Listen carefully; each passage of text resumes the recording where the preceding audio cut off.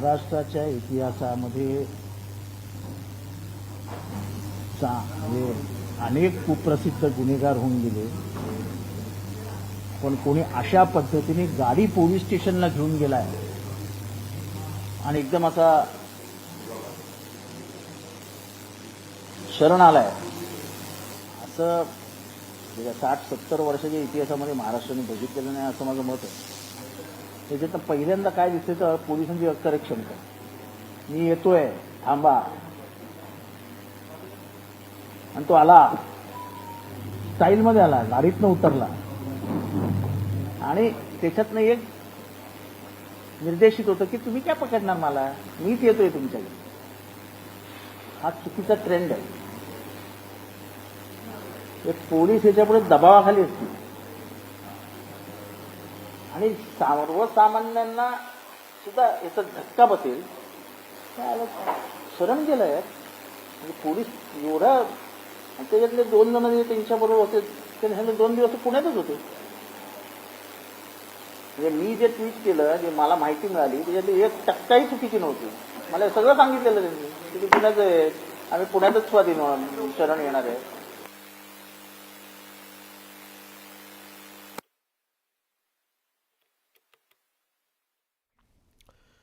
तर जितेंद्र आव्हाड यांनी या प्रकरणामध्ये वाल्मिक कराडने शरण आल्यानंतर काही महत्त्वाचे मुद्दे मांडायला सुरुवात केली आहे. प्रतिष्ठापणाला लावायला पाहिजे. Nobody is bigger than the law. कायद्यापेक्षा कोणीही मोठा नाही. आणि सर्वोच्च न्यायालयाच्या निकालाप्रमाणे, म्हणजे मी त्याचं सायटेशन आणलंय, आत्ता माझ्याकडे नाही आहे. जेव्हा एखाद्या अधिकाऱ्यासमोर एखादा तक्रारदार कॉग्निजेबल ऑफेन्स घेऊन जातो, तेव्हा तो सांगतो त्याप्रमाणे तुम्हाला तक्रार घ्यावी लागते. पोलीस स्वतःच्या मनाने तक्रार नाही घेऊ शकत.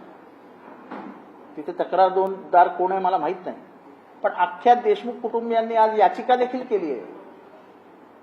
आणि त्यांचं पहिल्या दिवसापासून म्हणणं होतं की वाल्मिक कराड या खुनात आहेत. मग त्याचं नाव का नाही FIR मध्ये? FIR पोलीस नाही देऊ शकत.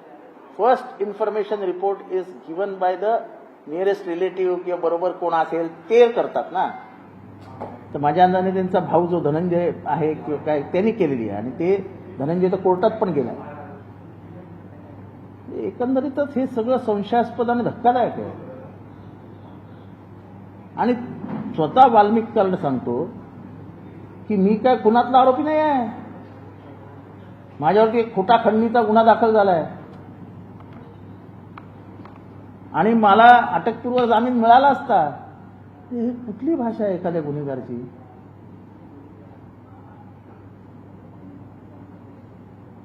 ह्याच्यातनं पूर्ण पोलिसांविषयी एक संशय मनात तयार झाला होता महाराष्ट्राच्या, की काय करतायत, कशी चौकशी पुढे जाईल. चला आता पोलिसांच्या आणि जनतेच्या ह्याच्यामुळे तो शरण आला. धनंजय मुंडेंचं काय? पोलिसांनी पोलिसांचं काम केलं, त्यांनी ताब्यात घेतला, चौकशी सुरू केली आहे. आता सरकारने सरकारचं काम करावं.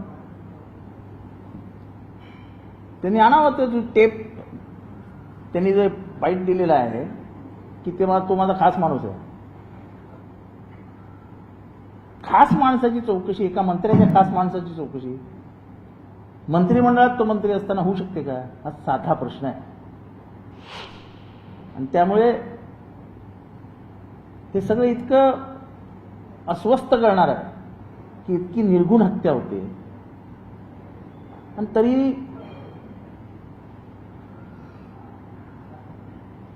मूळ गुन्हेगार, मूळ ज्याच्यावर आरोप आहे.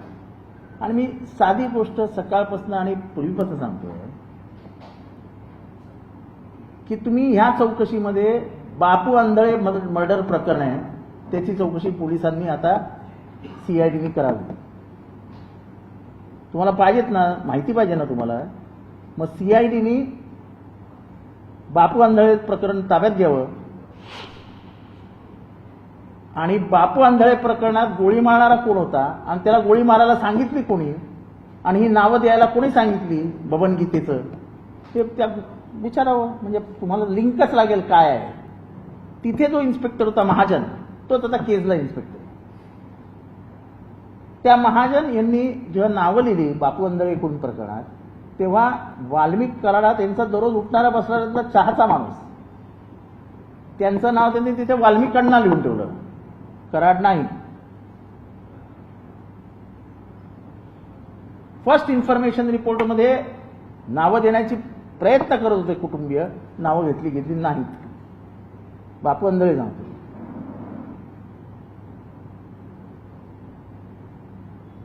त्याचा प्लॅन असा होता की कुठल्याही परिस्थितीत बबन गीते विधानसभेला परळी मतदारसंघात दिसता कामा नये. आज सुद्धा फरार आहे तो. त्याला काही एवढं प्रोटेक्शन नाही की तो पण सीआयडी मध्ये असं गाडी चालवत येईल, उतरेल आणि स्वाधीन होईल स्वतः. एवढं तर त्याची ताकद नाही आता. पण म्हणजे हे एकंदरीतच प्रकरण हे किती राजकीय प्रभावाखाली आहे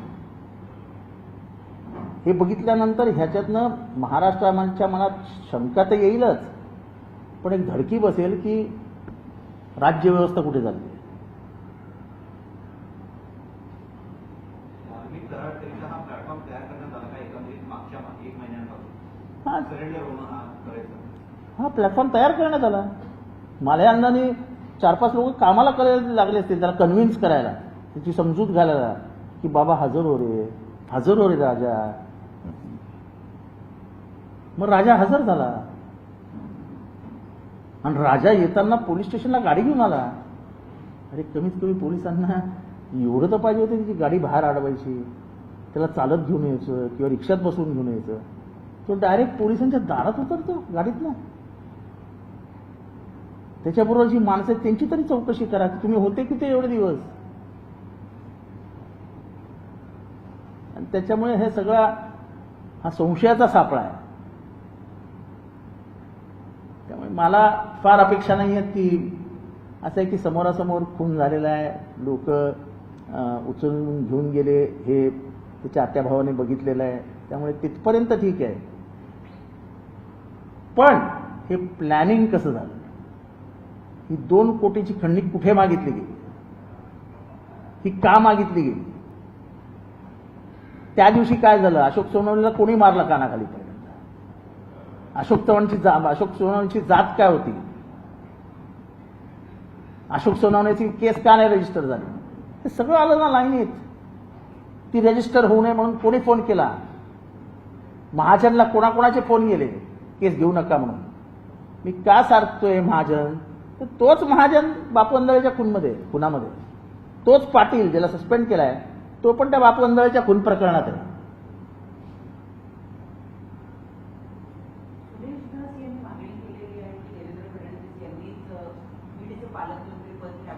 नाही असं आहे की ते त्यांच्या पक्षाचा आणि सरकारचा प्रश्न आहे. मला वाटलं मुख्यमंत्री हे अख्ख्या महाराष्ट्राचे पालक आहेत, मायबाप सरकार आहे, किंवा एका जिल्ह्यापुरतं त्यांनी पालकत्व घ्यावं याच्या हे फार काही त्यांच्या दृष्टीने आनंदाची गोष्टी नाही आणि माझ्यासारख्या एका पॉलिटिकल कार्यकर्त्याच्याही दृष्टीने तो त्यांचा अपमान आहे. सगळे पालकमंत्री त्यांच्या हाताखाली असते. त्याच्यामुळे मला वाटतं की ही अगदीच मुख्यमंत्री पदाला न शोभणारी मागणी आहे.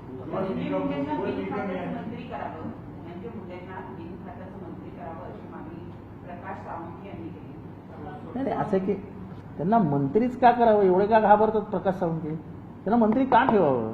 अहो तो कॅबिनेटमध्ये असणार ना ते. उद्या मंत्र्यांनी बंगल्यावर बोलवलं कलेक्टरला, तर कलेक्टरला जावं लागतं प्रोटोकॉल प्रमाणे. उद्या जर ह्या खून प्रकरणात मला एक प्रकरण होतं, मी सांगू शकत नाही ते प्रकरण, पण एक चौकशी महाराष्ट्रात अशी होती की संबंधित ऑफिसरनी होम मिनिस्टरला ब्रीफिंग करणं सांगितलं. मी नाही करणार तुम्हाला ब्रीफिंग.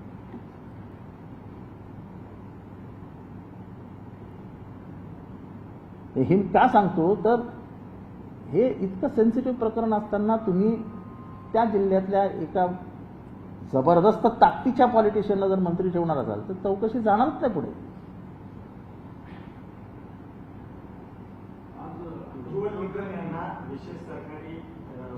मी तुम्ही कोणालाही सरकारी वकील नेमा, पण त्याच्यासाठी तुम्हाला देशमुख कुटुंबियांची मान्यता घ्यावी लागेल. त्या खून त्यांच्या घरात झालाय, त्यांचा माणूस गेलाय, किंवा सरकारी वकील किंवा जो काय वकील आहे शेवटी तेच ठरवणार देशमुख कुटुंबीय कसं लढायचं. आपण बाहेर जाऊन त्यांना समर्थन देऊ शकतो, पण त्यांना जाऊन आपण काय सांगू शकतो. अंजली दवार यांनी आरोप केला होता की इतर जे काही फरार आरोपी आहेत त्यांचा खून करण्यात आलेला आहे आणि हे सगळं वाल्मिकीकरण यांचं शरणागती एक तर पहिली गोष्ट त्यांचं नाव वाल्मिकी नाही हो, त्याचं नाव वाल्मिकी आहे. कशा वाल्मिकी करून एका चांगल्या संताचं नाव घेता. वाल्मिकीकरण यांची शरणागती जी आहे एक भाग होता की त्यांना कुणीतरी त्यांच्या आकाने सांगितल्यानंतर त्यांनी शरणागती पकडली. मी सांगितलं ना, तुम्ही ऐकलं, अरे राजा शरणो रे, राजा राजा ये रे, असं ते गयावया करून आला असेल तो. कारण तो पण निर्धावलेला आहे. सध्या बियाणे प्रकरणाची सगळे खूप प्रचंड प्रमाणात चर्चा सुरू आहे. नंतर हे सर्व काय होतं माहिती का, परत ते सगळे कसली माझा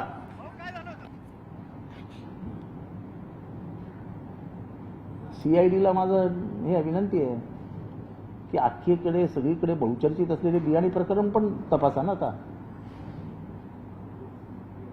सगळ्यांना माहिती आहे काय झालं बियाणी प्रकरणात, कोणी धमकावलं, काय झालं, सगळ्यांना सगळं माहिती आहे.